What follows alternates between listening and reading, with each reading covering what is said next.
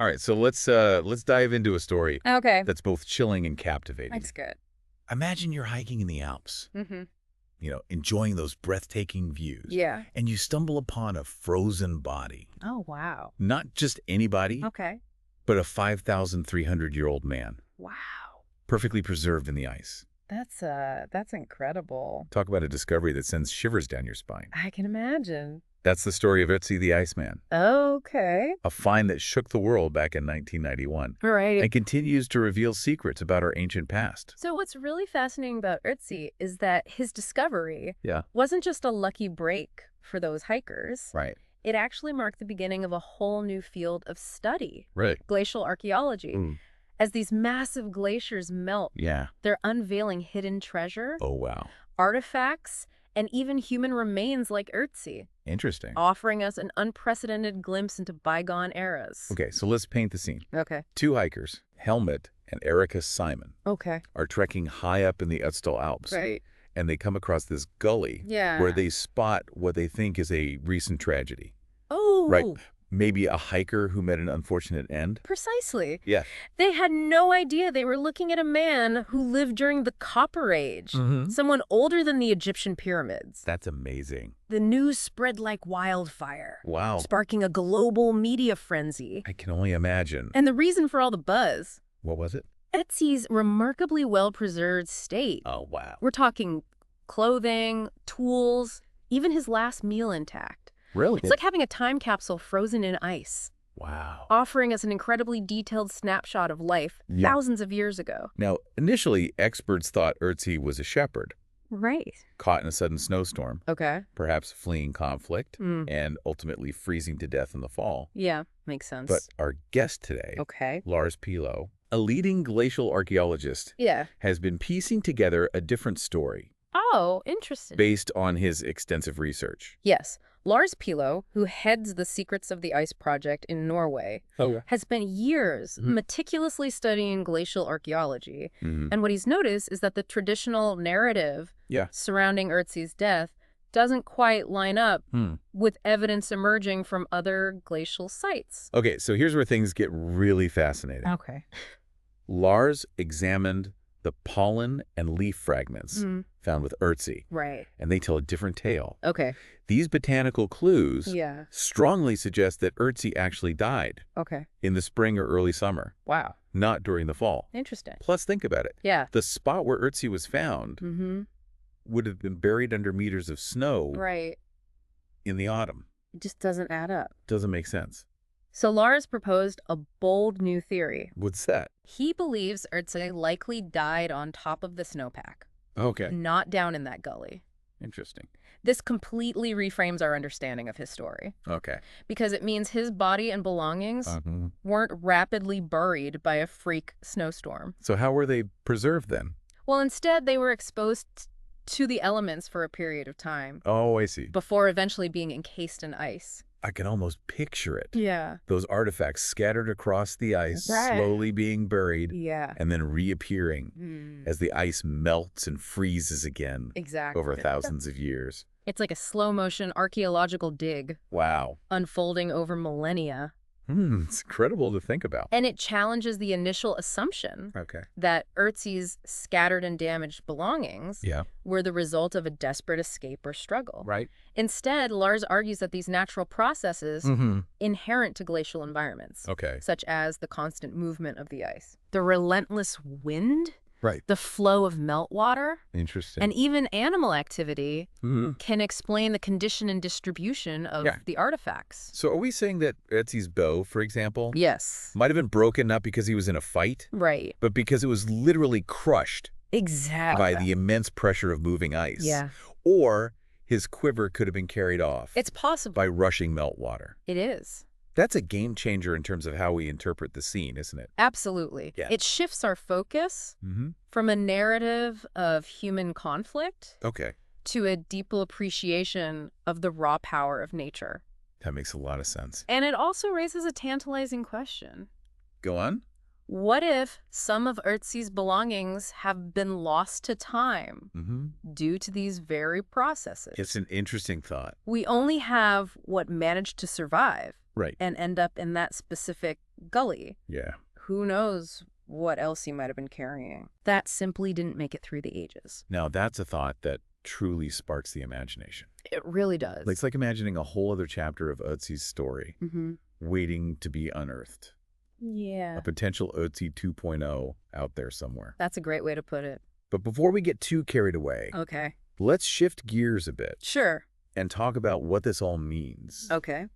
For the field of glacial archaeology as a whole. Well, for starters, Ötzi completely revolutionized our understanding of what's possible in terms of preservation in these icy environments. Right. If a 5,300-year-old man can be this well preserved, imagine the potential for finding other ancient remains. Wow. Tools, clothing, maybe even entire settlements frozen in time. Really? It opens up a whole new realm of possibilities. It's almost like we're dealing with a bittersweet reality, isn't it?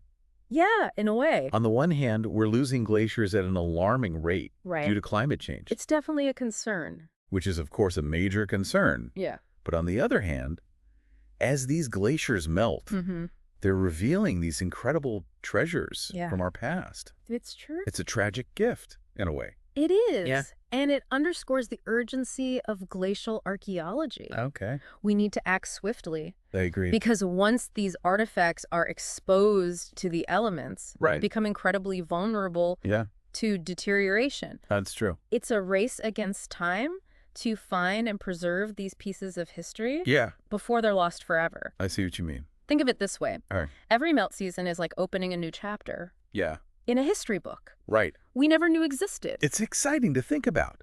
It is. Okay, so we've established that these discoveries aren't just limited to Ötzi. No, not at all. Right. There's a whole world out there. What other sorts of things are glacial archaeologists uncovering? Wow. Give us a sense of the scale and scope of this glacial archaeology revolution that's happening around the world. To give you a sense of just how groundbreaking this field is, Lars and his team have discovered over 60 ice patches in Norway alone that were used by reindeer hunters. Really? Spanning millennia. That's amazing. And what's emerging from these melting ice patches is astounding. What sorts of things? We're talking about perfectly preserved arrows. Wow. With intricate fletching. Okay. Bows crafted with incredible skill. Remnants of hunting blinds. Really? Basically a frozen snapshot of these ancient hunting practices frozen in time. It's incredible to think about. It is. The level of detail that's been preserved. Now. I mean, we're not just talking about fragmented artifacts here. These are complete objects that tell a vivid story. Yeah, and it's not just hunting sites either. Oh, really? They're also uncovering evidence of ancient travel routes. Interesting. And trade networks, like treacherous mountain passes. Okay. Traversed by people and pack animals, carrying goods across vast distances. It's hard to even imagine. We're piecing together a whole new understanding of how people moved and interacted in these seemingly harsh environments. Speaking of which, didn't Lars also mention finding a dog? Oh, yes. With a collar and leash? He did. That completely blew my mind. Yeah, that was a remarkable find. It really challenges our preconceived notions of what life was like in these seemingly desolate landscapes. That discovery was truly remarkable. Yeah. It paints a picture of companionship and perhaps even the early domestication of animals in these challenging environments. Yeah. It shows us that these weren't just empty, desolate landscapes. Right. People were living, working, traveling, Yeah. and yes, even forming bonds with animals. That's so cool. In these regions. And they left traces behind that are now resurfacing thanks to glacial archaeology. It's amazing what we're learning. It is. These discoveries are rewriting history before our very eyes. I know, it's incredible. It makes you wonder. Yeah. What other secrets are still buried beneath the ice? Right. Waiting for the right moment to be revealed. That sense of wonder is what drives glacial archaeologists like Lars. I can imagine. He believes that as the rate of glacial melt accelerates, we're going to find even older and potentially more groundbreaking artifacts. Really? Think about it this way. Okay. Every layer of ice that melts away takes us further back in time, revealing deeper and deeper layers of history. Yeah. And with 90% of glacial ice projected to disappear this century. That's a lot. The potential for discovery is both exciting and overwhelming. It's almost like we're traveling back in time as the ice recedes. I know, it's a powerful image. Uncovering lost worlds that we never thought we'd get a glimpse of. It's a remarkable thought, isn't it? Yeah. And it brings up an interesting point. What's that?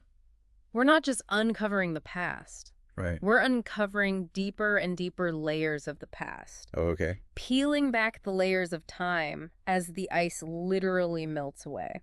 That's a powerful image. It is. And it leads me to this thought. Yeah. We're facing a complex situation. On the one hand, we have this incredible opportunity to rewrite history. I agree. To learn things we never thought possible about our ancestors. Well, it's exciting. But on the other hand, it's happening because of climate change. Right. Which is a very real and present danger to our world today. It's a concern. It's a bittersweet reality, wouldn't you say? It's definitely a double-edged sword. Yeah. We're getting these incredible glimpses into the past, but it's happening as a result of a phenomenon that poses a significant threat to our planet and our future. It's tough to grapple with. These melting glaciers serve as a powerful reminder of the interconnectedness of everything. The past, the present, and the future. So, as we wrap up this part of our deep dives into glacial archaeology, what would you say are the key takeaways from our discussion so far? For me, the most significant takeaway is the realization that we're only just beginning to scratch the surface of what glacial archaeology has to offer as the ice continues to melt. It's unveiling a whole new chapter in human history, one that has the power to challenge our assumptions, expand our knowledge, and deepen our understanding of our place in the world. And what about Ötzi himself? Oh, Ötzi! How has our understanding of him evolved in light of this new research and the broader context of glacial archaeology? Ötzi's legacy has become even more multifaceted and profound. He's a scientific marvel, an archaeological treasure, and a symbol of both human ingenuity and the formidable forces of nature. I like that. But perhaps most importantly, he serves as a powerful reminder that history is not static. It's a dynamic and evolving narrative, shaped by new discoveries, innovative technologies, and ever-evolving perspectives. It's like Ötzi is still communicating with us. You could say that. Across the vast expanse of time, whispering secrets from a long-gone era. Yeah. And thanks to the dedication of glacial archaeologists like Lars Pilo, absolutely, we're finally starting to decipher those whispers. That's right. And piece together a more complete picture of the past. It's an ongoing process. Yeah. It really is amazing to think about. I know. All the stories that are locked away in those icy vaults. Yeah, like time capsules just waiting to be opened. You're referring to that idea you touched on earlier. Oh, yeah. The possibility of finding even more Ötzis or even entire settlements. Buried beneath the ice. That's right. I mean, it's both thrilling and a little bit daunting. To think about the sheer scale of what might be out there. Precisely. Yeah. Imagine uncovering another individual as well-preserved as Ötzi, frozen in time with their tools, clothing, and maybe even remnants of their daily life. Wow. Or picture unearthing an entire village frozen in time. That would be incredible. Revealing the intricate details of how people lived, worked, and interacted centuries or even millennia ago. The potential for unlocking those secrets it's immense. Is immense. Yeah. It could transform our understanding of ancient cultures. It really could. Shed new light on forgotten technologies, and even help us piece together a more complete picture of how humans adapted to changing climates over time. Absolutely. Yeah. And that's the truly exciting part. What is? It's not just about satisfying our curiosity about the past. It's about using that knowledge to inform our present and perhaps even guide our future. So it's not just a backward-looking endeavor. No, not at all. It's about connecting the dots between the past, present, and future. Yeah. By studying these ancient artifacts and the environments they were found in, we can gain valuable insights into how past societies coped with climate fluctuations, how they utilized resources, and how they built resilient communities. Interesting. These lessons from the past could be invaluable. I agree. As we face our own set of challenges in the present. It's a powerful message that resonates deeply. I think so. Especially in a time when we're grappling with the impacts of climate change. Yeah. And searching for sustainable solutions for the future.